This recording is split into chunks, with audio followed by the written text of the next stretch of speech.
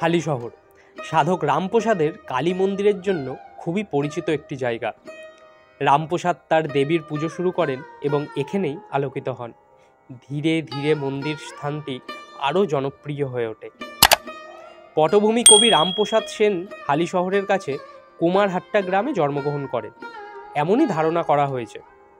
তিনি তার দেবীর প্রশংসায় অসংখ্য কবিতা রচনা করেছিলেন। তার দুটি বিখ্যাত সংকলন হল বিদ্যাসুন্দর ও কালীকীর্তন। তার কাজ শুধু দেশে না, বিদেশেও রয়েছে। ইংরেজি, ফরাসি এবং জার্মান সহ অনেক বিদেশি ভাষায় অনুদিত রয়েছে। বাংলার কিংবদন্তি হয়ে উঠেছিলেন তিনি। হালিশহরের যে জায়গাটিতে তিনি আলোকিত হয়েছিলেন সেটিকে এখন রামপ্রসাদের ভিটে বলা হয়। আমার ইউটিউব ফ্যামিলি মেম্বারের অনেকেই বলেছিলেন হালিশহরের এই সুন্দর দর্শনীয় স্থান থেকে আপনাদের সকলকে নিয়ে একবার ঘুরে আসতে। তাহলে চলুন ঘুরে আসি হালিশহরের এই সুন্দর ঐতিহাসিক দর্শনীয় স্থান থেকে।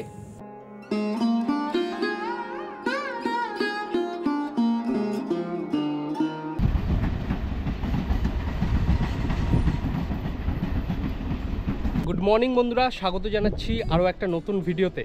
আজকের ভিডিওতে তোমাদের দেখাবো একটা হিস্টোরিক্যাল প্লেস, সাধক রামপ্রসাদের জন্মভিটে, যেটা উত্তর চব্বিশ পরগনা জেলার হালিশহরে অবস্থিত। এবং আমার চ্যানেলে যারা রেগুলার ভিজিট করো এর মধ্যে অনেকেই কিন্তু আমাকে বলেছিলে যে হালিশহরে যেতে এবং রামপ্রসাদের ভিডিওটা তোমাদের দেখাতে। তা আজকে এই জায়গাটায় আমি প্রথমবার যাচ্ছি এবং সব এক্সপিরিয়েন্স তোমাদের সাথে এই ভিডিওর মাধ্যমে শেয়ার করব। চ্যানেলে প্রথম হয়ে থাকলে অবশ্যই চ্যানেলটাকে সাবস্ক্রাইব করে পাশে থাকা বেল আইকনটা প্রেস করে রেখো।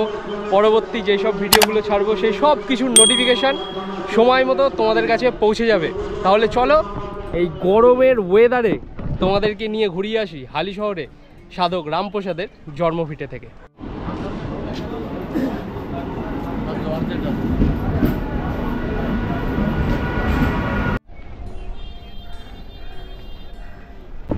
তো ফাইনালি পৌঁছে গেলাম হালিশহর রেলওয়ে স্টেশনে।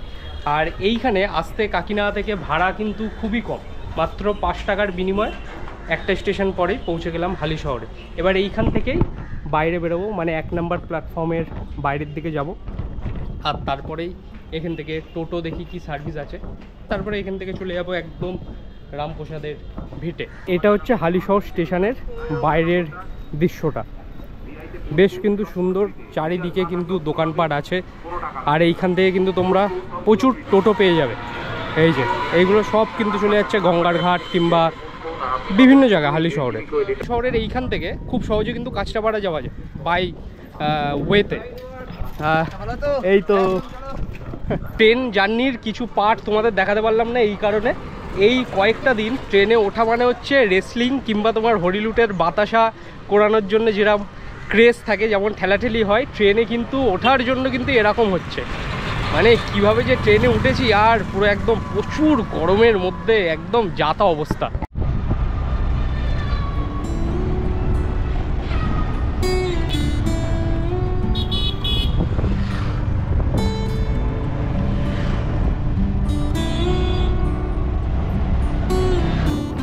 তো ফাইনালি পৌঁছে গেছি রামপ্রসাদের একদম ভিটে বাড়ির সামনে। আর হালিশহর থেকে অটোতে করে এইখানে আসতে আমার সময় লেগেছে ওই তোমার 7 থেকে 10 মিনিট মতো, আর ভাড়া পড়েছে মাত্র 10 টাকা অটোতে। সেই ঐতিহাসিক জায়গা, তা ভেতরে তো প্রবেশ করব, কিন্তু তার আগে এইখানে কিন্তু প্রচুর দোকানপাট আছে পুরো জায়গাটা জুড়ে। আর এইদিকে ছোটোখাটো তোমার চায়ের দোকান ফোকান আছে। এইটা হচ্ছে মেন গেট, আর এটা মেন গেট, হ্যাঁ। আর এইখানে হচ্ছে তার সব কিছু কিন্তু লেখা আছে। যিনি মায়ের মন্দিরে পুজো দিতেন, এই মন্দিরটাকে এরকম ছোট্ট একটা জায়গায় ছিল সম্পূর্ণ। এইখানে কিন্তু স্ট্রাকচারটা দেওয়া আছে। আর তিনি যখন গঙ্গাতে একদম তলিয়ে গেছিলেন মা কালীকে এরম মাথায় নিয়ে, এই রামপ্রসাদ, সাধক রামপ্রসাদ, তার ছবিটাও কিন্তু খুব সুন্দরভাবে এখানে দেওয়া আছে। তা চলো ভেতরে এন্ট্রি করা যাক। সুন্দর একটা গাছ আছে এখানে, যারা মানত ফানত করে তারা কিন্তু এইখানে তোমার ঢিল ফিল বেঁধে যায়। আর এইদিকে হচ্ছে মেন মন্দিরটা, সুন্দর কিন্তু জায়গা, ভেতরটা কতটা বড় এরিয়া। বট গাছটা দেখতে পাচ্ছ, এইটা প্রায় কয়েকশো বছরের পুরনো এই বট গাছ। চারিদিক থেকে কিন্তু এখানে কভার করে দেওয়া আছে পাঁচিল দিয়ে। আচ্ছা চলুন, আচ্ছা তোমাদের সাথে একটু পর কথা বলছি, আগে এনাকে একটু এই গেট পর্যন্ত এগিয়ে দিয়ে আসি, তারপরে তোমাদের এই পুকুরটা খুব ভালো করে দেখাচ্ছি। এই পুকুরের মধ্যে ছোট ছোট অনেক মাছ কিন্তু ছাড়া আছে, একটু পর কথা বলছি। জায়গাটা কতটা সুন্দর, জায়গাটা সত্যি। এইখানে কিন্তু ওরকম কোনো টাইমিং নেই যে সকালবেলা তোমরা এসে একটা সময় পর গেট বন্ধ হয়ে যাবে, এমন কিন্তু না। আমি যখন এসছি এখন হচ্ছে তোমার 12:30, আর এই সময় কিন্তু গেট খোলা আছে, মানে তোমরা গেট দিয়ে এন্ট্রি করতে পারবে। কিন্তু মেন যে ভেতরে যেইখানে মায়ের মূর্তি আছে ওইখানটা কিন্তু ভিডিওগ্রাফি, ফটো এইসব তুলতে কিন্তু বারণ করে। তাই এমনি তোমরা ভেতরে এসে কিন্তু এরকম ফটো তুলতে পারবে। আর এই পুকুরটা দেখো, এই পুকুরে সামনে হচ্ছে তোমার সিঁড়ি করা ঘাট, ওইখানেই কিন্তু একটা সময় সাধক রামপ্রসাদ এই পুকুরেই কিন্তু স্নান করতেন, আর ওই ঘাটেই তিনি বসতেন। আর এখানে কিন্তু ছোট ছোট কচ্ছপ দেখো ছাড়া আছে। এটা হচ্ছে মেন মন্দির, এখানে তোমরা কুপন কেটে ঠাকুরের ভোগ গ্রহণ করতে পারবে। তা বেশ কিন্তু একটা সুন্দর জায়গা। হালি শহরে যারা আসবে, রানী রাসমণির বাড়ি, রামপ্রসাদের ভিটে, এইগুলো কিন্তু ঘুরতে পারবে, মানে একদিনেই কিন্তু এইগুলো কভার করতে পারবে। খরচাও কিন্তু খুব এমন বেশি না, একদম অল্প টাকায় কিন্তু এইসব জায়গা কভার করতে পারবে।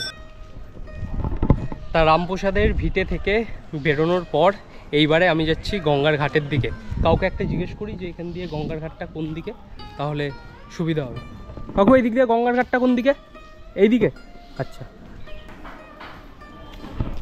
পৌঁছে গেছি একদম গঙ্গার ঘাটের সামনে। আর হালি শহর থেকে যারা আমার ভিডিওটা দেখছো তারা আরও ভালো করে বলতে পারবে যে তোমাদের হালি শহরে আরও কোন কোন জায়গা আছে দেখার মতো।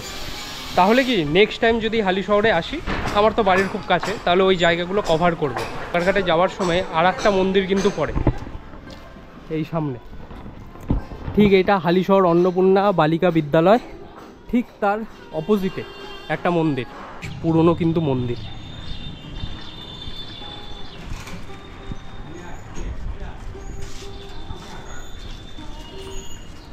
মন্দির আছে এটা, শিব মন্দির। শিব মন্দির। গঙ্গার ঘাটে যাওয়ার আগে এরম কিন্তু একটা শিব মন্দির তোমরা পাবে, যদি এই অন্নপূর্ণা গার্লস হাই স্কুলের সামনে থেকে এই রাস্তা দিয়ে তোমরা গঙ্গার ঘাটের দিকে যাও। এই হচ্ছে হালি শহরে সাধক রামপ্রসাদের স্নানের ঘাট। রামপ্রসাদ স্নানের ঘাট স্থাপিত 1973 সাল, আর বহু বছরের পুরনো কিন্তু এই গাছ।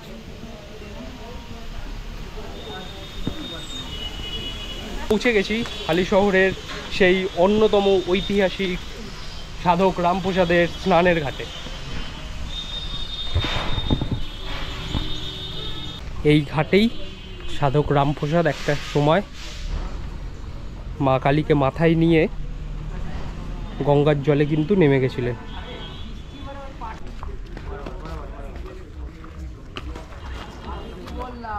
এই সেই ঐতিহাসিক ঘাট, কত এই ঘাটের বিষয়ে শুনেছি, আর আজকে এই ঘাটে কিন্তু এলাম আর তোমাদের দেখাচ্ছি।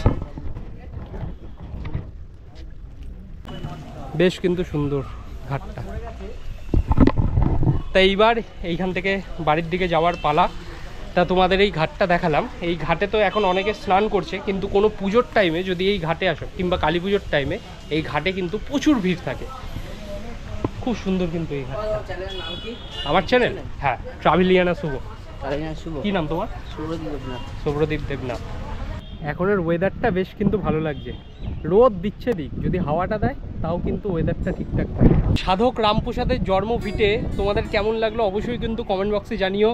আর প্রত্যেকটা ভিডিওতে একটা কথাই বলি, যদি ভিডিও খারাপ লেগে থাকে তাহলেও কিন্তু কমেন্ট বক্সে তোমাদের ওপিনিয়নটা জানিও, আর ভালো লেগে থাকলে আমার প্রাপ্যটুকু আমাকে দিও।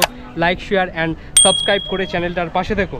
আজকের ভিডিওর পর্বটা এখানেই শেষ করছি। দেখা হচ্ছে নতুন কোনো জায়গা, নতুন কোনো ভিডিওর সাথে। টেক কেয়ার অ্যান্ড আজকের জন্য টাটা ফ্রম কাকিনাড়া।